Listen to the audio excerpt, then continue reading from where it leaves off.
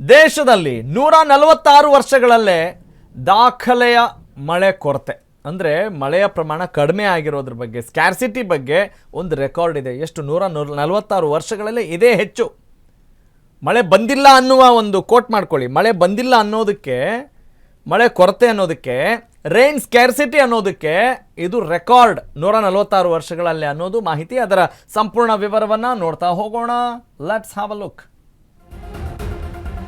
S, ನಮ್ಮ ದೇಶದಲ್ಲಿ 1.5 ಶತಮಾನ ಅಂದ್ಕೊಳ್ರಿ, 146 ವರ್ಷ, ಅದರಲ್ಲೇ ದಾಖಲೆಯ ಮಳೆಯ ಪ್ರಮಾಣ ಕೊರತೆ ಆಗಿದೆ. ಮಂಕಾದ ಮುಂಗಾರು ಇಡೀ ದೇಶದ ಜನರಿಗೆ ಖಂಡಿತವಾಗ್ಲೂ ಕೂಡ ಇದು ಸಮಸ್ಯೆಯನ್ನು ತಂದೊಡ್ಡುತ್ತೆ. ಹವಾಮಾನ ಇಲಾಖೆಯ ಆತಂಕಕಾರಿ ವರದಿ ಈಗಾಗಲೇ ಬಿಡುಗಡೆಯಾಗಿದೆ. ನಿರೀಕ್ಷೆಗೂ ಮೀರಿ ವರುಣ ಕುಸಿದಿದ್ದಾನೆ. ವರುಣರಾಯ ತಂಪೆರೆದಿಲ್ಲ. ರೈತರು ಕಂಗಾಲಾಗಿದ್ದಾರೆ. ಬೆಂಗಳೂರಿಗೂ ಕೂಡ ಜಲ ಆಘಾತ ಎದುರಾದರೆ ಆಶ್ಚರ್ಯ ಪಡಬೇಕಾಗಿಲ್ಲ. ಅಂತಹ ಒಂದು ಸಾಧ್ಯತೆ ಕೂಡ ಇದೆ ಅಂತ ಹೇಳಲಾಗ್ತಾ ಇದೆ.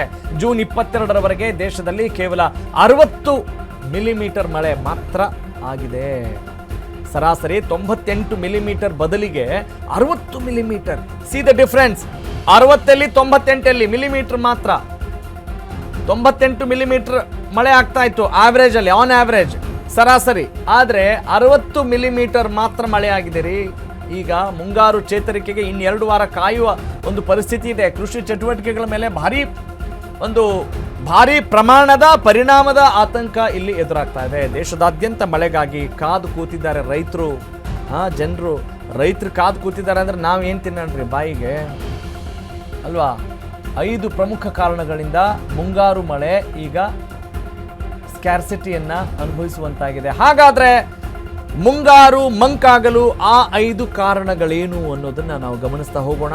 ಏನಾದರೂ ರಿಫೈನ್ ಮಾಡ್ಲಿಕ್ಕಾಗತ್ತಾ? ಪ್ರಕೃತಿಯ ಜೊತೆ ನಾವು ಹೆಂಗೆ ಬೇಕಾಗಿ ಆಟ ಆಡೋಕ್ಕಾಗತ್ತೇನ್ರಿ? ಇಲ್ಲೇನೋ ಹಿಂಗೆ ಸರಿಯಾಗಿದೆಯಪ್ಪ, ಇಲ್ಲಿ ನೀವು ತಪ್ಪು ಮಾಡ್ತಾ ಇದೆ, ಹಿಂಗೆ ಸರಿ ಮಾಡ್ಕೊಂತ ನಾವು ಹೇಳ್ಬಿಡ್ಬೋದು. ಆದರೆ ಪ್ರಕೃತಿಗೆ ಹೆಂಗೆ ಹೇಳ್ತೀರಾ? ಪ್ರಕೃತಿ ವಿಕೋಪ. ಪ್ರಕೃತಿಗೆ ಪೂರಕವಾಗಿ ನಾವು ನಡ್ಕೋಬೇಕು, ನಮಗೆ ಪೂರಕವಾಗಿ ಪ್ರಕೃತಿ ನಡ್ಕೊಳ್ಳೋದಲ್ಲ ಅನ್ನೋದನ್ನು ಅರ್ಥ ಮಾಡ್ಕೊಳ್ಳೋದಾದರೂ ಹೇಗೆ? ಎಸ್, ಪಾಯಿಂಟ್ ನಂಬರ್ 1, ಮುಂಗಾರು ಸಮಸ್ಯೆ ಯಾಕೆ ಅನ್ನೋದನ್ನು ನೋಡ್ತಾ ಹೋಗೋಣ. ಎಲ್ ನೀನೋ ಎಫೆಕ್ಟ್ ಅಂದರೆ ಮುಂಗಾರು ಮಾರುತಗಳ ದುರ್ಬಲತೆ, ಪಶ್ಚಿಮ ಅಲೆಗಳ ಪ್ರಭಾವ, ಹೆಚ್ಚುತ್ತಾ ಇರುವಂಥ ತಾಪಮಾನ ಮತ್ತು ಜಾಗತಿಕ ಹವಾಮಾನ ಬದಲಾವಣೆ. ಐ ರಿಪೀಟ್, ಎಲ್ ನೀನೋ ಎಫೆಕ್ಟ್, ಮುಂಗಾರು ಮಾರುತಗಳ ದೌರ್ಬಲ್ಯತೆ ಮತ್ತು ಪಶ್ಚಿಮ ಅಲೆಗಳ ಪ್ರಭಾವ ಮತ್ತು ಹೆಚ್ಚುತ್ತಾ ಇರುವಂಥ ತಾಪಮಾನ ಮತ್ತು ಜಾಗತಿಕ ಹವಾಮಾನ ಬದಲಾವಣೆ. ಓಕೆ, ಈ ಎಲ್ಲ 5 ಕಾರಣಗಳನ್ನು ಹೇಳಿದ್ವಲ್ಲ, ಈ ಎಲ್ಲ 5 ಕಾರಣಗಳಿಗೆ ಪ್ರಮುಖ ಕಾರಣ ಏನು ಗೊತ್ತಾ? ನೀವು, ನಮ್ಮ ಮೂರ್ಖತನ, ನಮ್ಮ ಅಜ್ಞಾನ, ನಮ್ಮ ಸ್ವಾರ್ಥ, ನಮ್ಮ ಪರಮ ದುರಾಸೆ. ಯಾಕೆಂತ ಹೇಳಿದ್ರೆ ನಾವು ಆಸೆ ಪಡಬೇಕು ನಿಜ, ಆದರೆ ಇಲ್ಲಿ ಭಾಷಣ ಬಿಗಿತಾ ಇಲ್ಲ. Don't mistake me. ಕಾರಣ ಏನು ಅಂತ ಹೇಳಿದರೆ, ನಾವು ಎಲ್ಲ ಸುಸಜ್ಜಿತ ಕಟ್ಟಡಗಳು ಯಾಕೆ ಮುಂಚೆ ಇರಲಿಲ್ಲ? ಈಗ ಡೆವಲಪ್ಮೆಂಟ್ ಅನ್ನೋದು ಯಾವ ರೀತಿ ಆಗಿದೆ ನಮಗೆ? ಅದು ಒಳ್ಳೊಳ್ಳೆ ಇನ್ಫ್ರಾಸ್ಟ್ರಕ್ಚರ್ ಕೊಂಡ್ರೆ ನಾವು ಡೆವಲಪ್ಮೆಂಟ್ ಅಂತೀವಿ. ದೊಡ್ಡ ದೊಡ್ಡ ಕಟ್ಟಡಗಳು ಸುಸಜ್ಜಿತವಾಗಿದ್ದರೆ ಡೆವಲಪ್ಮೆಂಟ್ ಅಂತ ಕರಿತೀವಿ. Is it development regarding nature? ನಾವು ಪ್ರಕೃತಿಯನ್ನು ದೃಷ್ಟಿಕೋನದಲ್ಲಿ ಇಟ್ಕೊಂಡು ಇದನ್ನೆಲ್ಲ ನಾವು ಡೆವಲಪ್ಮೆಂಟ್ ಅಂತ ಹೇಳೋಕ್ಕಾಗತ್ತಾ? ಎಷ್ಟು ಮರಗಿಡಗಳನ್ನು ಕಡಿತಾ ಇದ್ದೀವಿ, ಎಷ್ಟು ನಾವು ಸಸಿಗಳನ್ನು ಹಚ್ತಾ ಇದ್ದೀವಿ, ಎಷ್ಟು ನಾವು ಪರಿಸರವನ್ನು ಸಂರಕ್ಷಣೆ ಮಾಡ್ತಾ ಇದ್ದೀವಿ, ಏನು ಮಾಡ್ತಾ ಇದ್ದೀವಿ ಅನ್ನುವ ಪ್ರಶ್ನೆಯನ್ನು ನಾವು ಕೇಳಿಕೊಂಡ್ರೆ ನಿಜಕ್ಕೂ ಕೂಡ ಪ್ರತಿಯೊಬ್ಬ ಮನುಷ್ಯ ಕೂಡ ಮನುಷ್ಯತ್ವ ಇರುವ ಮನುಷ್ಯರಾಗಿದ್ದರೆ ನಾವು ನಾಚಿಕೆ ಪಟ್ಟುಕೊಳ್ಳಲೇಬೇಕು. ಈಗ ಏಕಾಏಕಿ ಹಿಂಗಾಯಿತು ಅಂತ ಹೇಳಿದರೆ ಅಲ್ಲ. ನಮಗೆಲ್ಲ ಟೈಮಲ್ಲೂ ಮಳೆ ಬರಬಾರ್ದು. ನಮ್ಗೆ ಇಷ್ಟ ಬಂದಾಗ ಮಾತ್ರ ಮಳೆ ಬರಬೇಕು ಅಲ್ವಾ?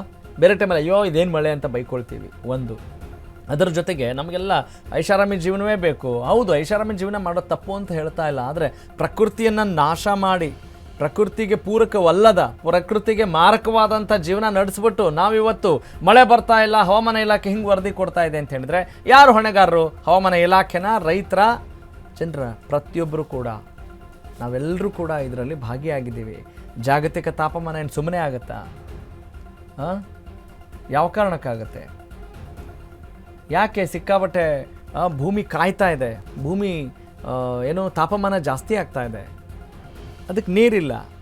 ನೀರು ಬರಬೇಕಂದ್ರೆ ಏನು ಮಾಡಬೇಕು? ನಾವು ಚಿಕ್ಕಂದಿನಲ್ಲಿ ಓದಿದ್ದೀವಲ್ಲ, ಅದನ್ನೆಲ್ಲ ಜ್ಞಾಪಕ ಮಾಡಿಕೊಂಡು ನಾವು ಆ ನಿಟ್ಟಿನಲ್ಲಿ ಕೆಲಸ ಮಾಡಬೇಕು.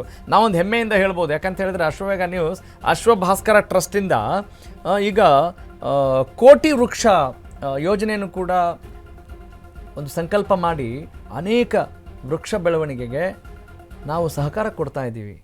ಆ ಹೆಮ್ಮೆಯಿಂದ ನಾವು ಈ ಸುದ್ದಿನ ಒಂದು ಅಧಿಕಾರಯುತವಾಗಿ ಹೇಳ್ತಾ ಇದ್ದೀವಿ. ಹೌದ್ರಿ, ಮರಗಿಡಗಳನ್ನು ನೆಡಬೇಕು, ಪ್ರಕೃತಿ ಪರಿಸರವನ್ನು ಕಾಪಾಡ್ಕೊಳ್ಬೇಕು ಅನ್ನುವ ಇಂಟೆನ್ಷನ್ ಪ್ರತಿಯೊಬ್ಬರಿಗೂ ಇರಲಿ. ಆಗ ಇಂತಹ ಸುದ್ದಿಗೆ ನಾವು ಬ್ರೇಕ್ ಹಾಕ್ಬೋದು. ಏನಂತೀರಿ? ಎಸ್.